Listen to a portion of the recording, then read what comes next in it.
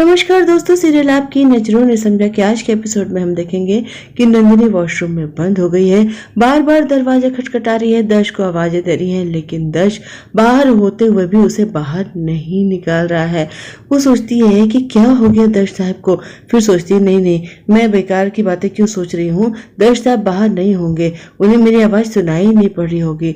बेचारी बहुत बार आवाजें लगाती है, थक हार कर वहीं पर बैठ जाती है। दर्श कमरे में ही है, वो बार बार सुन रहा है कि नंदिनी उसे आवाजें लगा रही है, लेकिन उसके सर पर जैसे कोई जुनून सवार है। एक नफरत सी हो गई है उसको नंदिनी से। वो उसकी कोई मदद करने को तैयार नहीं है।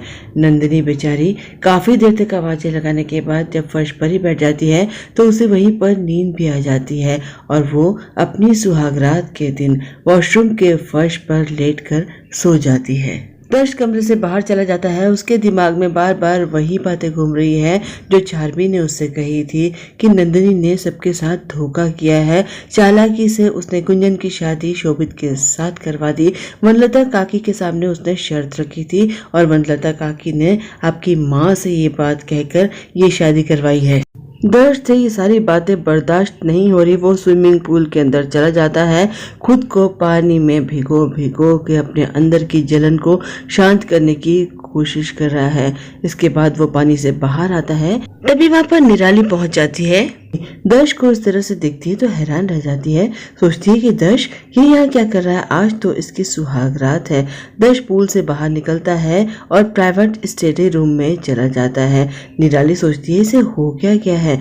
इधर शोभित चार्मी का मैसेज सुन रहा है। चार्मी उससे कहती है कि शोभित तुम बहुत स्टूपिड हो, तुमने अपने भाई के लिए अपनी पूरी जिंदगी सैक्रिफाइस कर दी, लेकिन नंदिनी ने धोखा दिया है, तुम्हारे भाई को भी दिया है और तुम्हें भी दिया है। चालाकी से तुम्हारी शादी करा दी और मैंने तो सारी बात दर्श भैया को बता दी थी, लेकिन मैंने देखा इसके बावजूद वो सारी रस्में कर रहे थे नंदिनी के साथ। मुझे तो लगा था कि वो हंगामा करेंगे और नंदिनी को घर से बाहर निकाल देंगे, लेकिन उन्होंने ऐसा कुछ भी नहीं किया।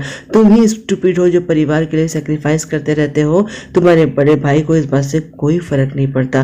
देखो आराम से अपनी शादीशुदा जिंदगी शुरू करने जा रहे हैं। शोभित भी वॉइस मैसेज रिकॉर्ड करता है चार्मी की फोन में। कहता है चार्मी शायद तुम ठीक कह रही हो, मैं इमोशनल फूल हूँ, मैं बहुत बड़ा बेवकूफ़ हूँ, स्टूपिड हूँ, लेकिन एक बात मैं अच्छी तरह से जानता हूँ कि मेरे बड़े भाई मेरे लिए भगवान के बराबर हैं, मेरे साथ कुछ भी गलत कभी नहीं होने देंगे।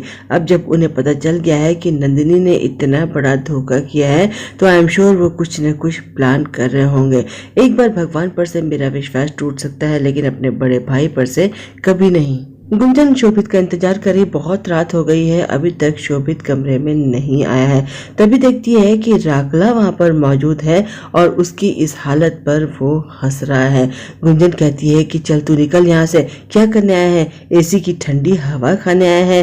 तेरी अमीर बीवी के साथ जाकर नौकरों के कमरे में सो जा, जहाँ पर शायद एसी तो होगा नहीं। राकला कहता है कि हाँ एसी तो नहीं है, लेकिन मेरी बीवी मेरे साथ है और तू यहाँ पर एसी वाले कमरे में अकेली पड़ी रहे, तेरा पति तो तुझे देखता ही नहीं है। गुंजन को ये बात बहुत बुरी लगती है। इधर शोभित अपने कमरे से बाहर आता है, अपने बड़े भाई दर्श को ढूंढ रहा है। उसे यकीन है कि नंदिनी की सच्चाई जानने के बाद बड़े भाई नंदिनी के साथ नहीं होंगे, वो उसके साथ सुहागरात नहीं मना रहे होंगे। वो उसे ढूंढता हुआ बाहर आता है, तभी निराली मिल जाती है और बताती है कि दर्श प्राइवेट स्टडी रूम में है और पूरा भीगा हुआ है। वो बहुत हैरान है कि आखिर इन दोनों भाइयों को हो क्या गया है। खैर शोभित जाता है प्राइवेट स्टडी रूम की ओर और देखता है कि अंदर किसी की इमेज है। उसे लगता है कि उसका बड़ा भाई दर्श है। वो कहता है कि भाई मैं जानता हूँ जब भी आप बहुत अपसेट होते हो तो आपको इसी तरह से अकेले रहना पसंद है, और मैं जानता हूँ कि आप अपसेट क्यों हो। भाई नंदिनी ने हम दोनों के साथ धोखा किया है और ये बात अब आप भी जान चुके हो। कुछ ना कुछ तो करना पड़ेगा ना भाई। और आपको पता है कि चार्मी ने सुसाइड करने की कोशिश की, मुझसे बहुत बड़ी गलती हो गई है। मैं चार्मी के बिना नहीं रह सकता हूँ, मुझे ये रियलाइज हो गया है। भाई प्लीज कुछ करो, प्लीज मुझे इस सिचुएशन से बाहर निकालो। वो कहकर चला जाता है, लेकिन उस प्राइवेट स्टडी रूम में दर्श नहीं बल्कि कोई और ही है जो कान में हेडफोन लगाकर बैठा हुआ है। दर्श तो अपने कमरे में जा चुका है, उसने शोभित की कोई बात नहीं सुनी है। दर्श अपने कमरे में एक अलग ही मूड में है। वो बस नंदिनी को अब टॉर्चर करना चाहता है, उसे परेशान करना चाहता है।